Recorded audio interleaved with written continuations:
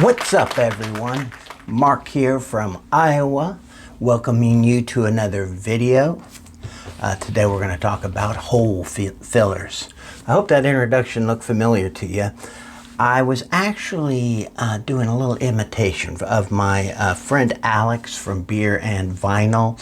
And the reason I'm paying this little homage to Alex is because he gave me the idea for this video. He had a recent video, dear God, I can't think of the name of it now, but he was talking about albums he'd been meaning to buy but put off for one reason or another, and then he finally bit the bullet and bought these albums. It inspired me to go out and buy some albums that have been on my wish list for a long time, but I've just never got around to buying them, and I'm like, I'm going to pull the trigger and I'm going to buy these records. So I thought I would go over these records with some thanks to Alex for giving me the idea and giving me the drive to actually go out and buy these records. Now, he called his records cheap hole fillers. Cheap hole fillers. I would like to call this video cheap hole fillers, but I bought all these records new. I didn't do any record diving or anything. I just went to Amazon.com and ordered all these records. So they're all new, they're all reissues. So stuff I'm excited to finally have in my collection, and I've listened to them all, some of them multiple times. I forgot how much I love some of these records. But let's start off with, from the thumbnail, Chris Isaak, Heart-Shaped World. This record came out in 1989, and the big song on it was Wicked Game. You probably remember seeing the video on MTV, and it was huge. That song, Wicked Game, great song. But all the songs on this album are really good. I really enjoy them. Just that kind of lonesome Roy Orbison sound. So I've had this on CD probably since it came out. But now I have it on vinyl. I'm going to do a little thing here that I saw Sam from Americana Sam do during his Van Morrison week. He would talk about an album and he would pick out 3 songs on the album that he thought you should listen to get a good sense of the album. I'm going to do that with these 3 finds too.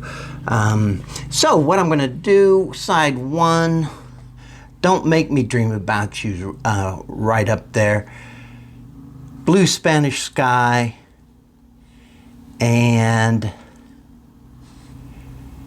of course Wicked Game. And that's kind of a cheat, but yes, Wicked Game I'm going to put on there, even though you probably heard Wicked Game.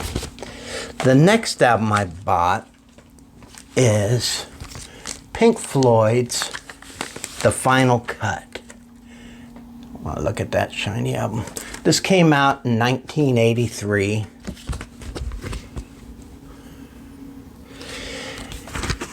It is pretty much kind of leftovers from The Wall. In fact, I think at one time they were going to call it Spare Bricks, something like that. Some songs that didn't make it onto The Wall, but then the Falkland Islands, the UK and the Falkland Islands thing happened, and Roger Waters was inspired to add some new songs and kind of gave it its own flavor. I really like this album. I'm not sure really what people think of this. This album, I just love, just very moody.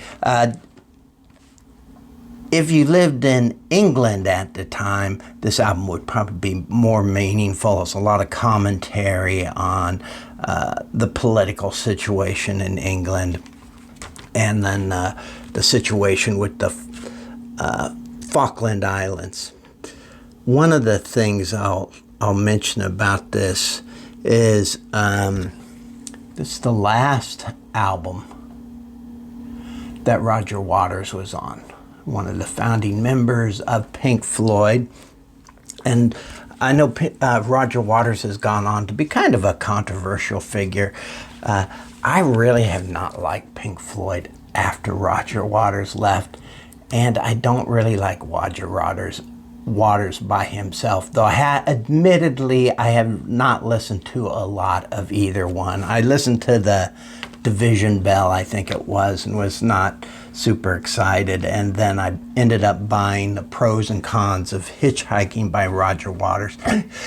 Not super impressed with it either, so I've just really never followed him after that. But my friend Brian Ferguson, when this came out in 1983, I had a friend, Brian Ferguson, who's since passed away, but I got this album and he'd come over to my house to listen to it. If somebody got a record first, we would go to each other's house and listen to the record.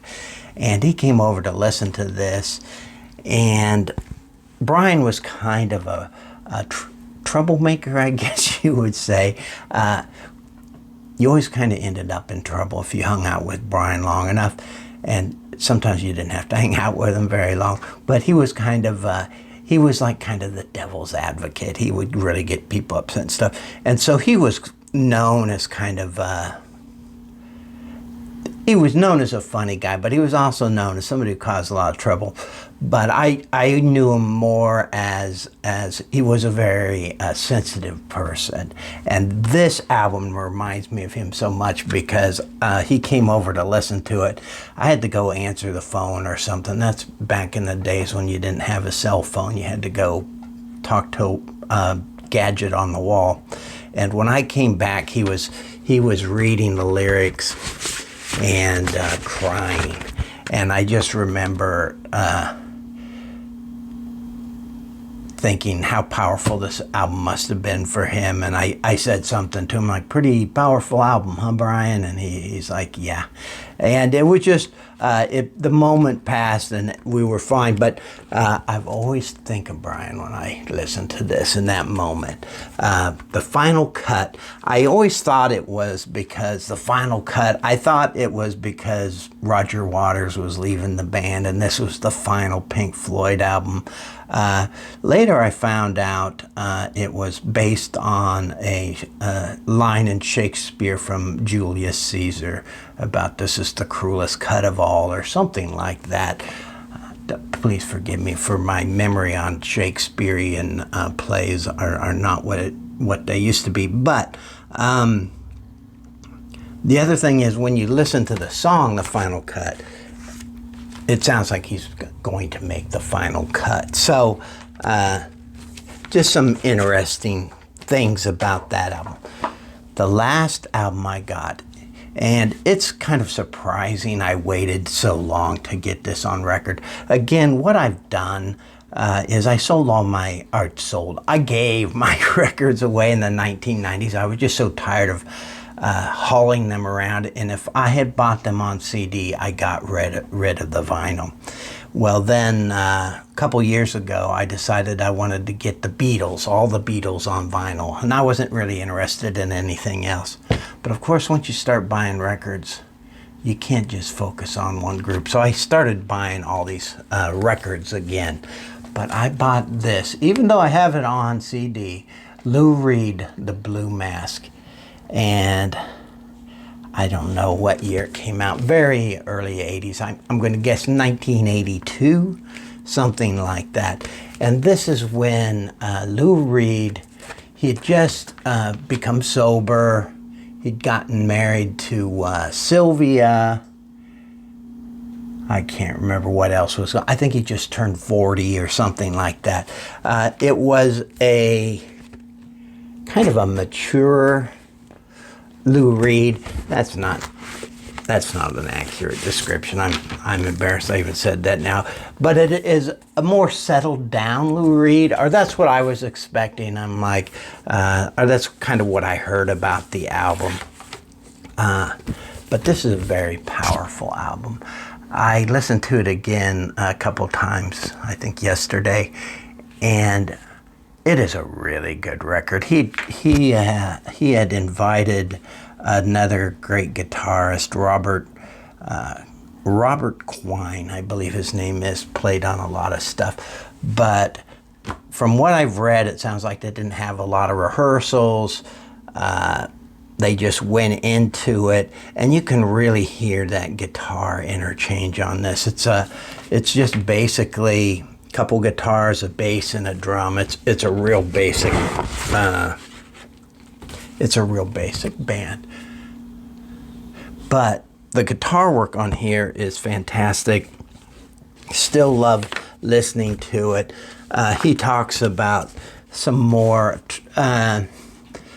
A little less what you would expect from Lou Reed in the earlier days. He talks about, the first song is My House, and it talks about being in his house with his wife. And he talks about Delmore Schwartz, the author and poet, which he says in the song is the first great man he ever met. It's an interesting song, but it involves a Ouija board and stuff. For some reason, that kind of strikes me as goofy now. I loved it when it first came out. Re-listening to it, the music is great, and I love the sentiment of the song.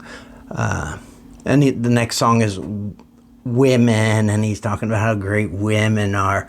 But then it really starts picking up. Underneath the Bottle, he'd just gotten sober. A great song about drinking and what it does to you. The Gun, still very poignant today. I would love to play some of these, but I've got a couple copyright strikes on me now from trying to get some clips in, so I'm real nervous now. The Blue Mask, I love this song. It's a great, powerful song. You have to hear it to believe it.